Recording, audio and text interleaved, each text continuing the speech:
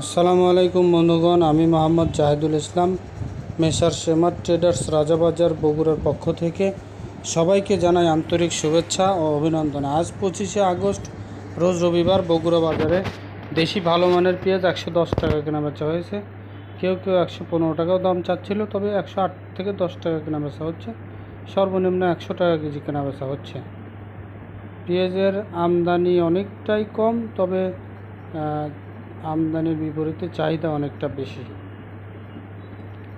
দেশি রসুন খুব ভালো মানেরগুলো 200 থেকে 205 টাকা কেজি কেনা বেচা হচ্ছে বড় সাইজেরগুলো, এবং মাঝারি কোয়ালিটিরগুলো 185 থেকে 190 টাকা কেনা বেচা হচ্ছে।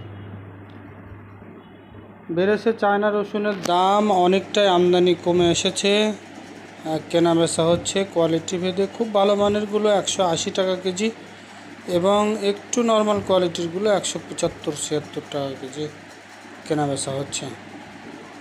চায়না রসুনের দাম আরও আগামী এক সপ্তাহ এরকম থাকবে বা বাড়বে বলে আমরা ধারণা করছি। বার্মা আদা 130 থেকে 150 টাকা কেজি কোয়ালিটি ভেদে।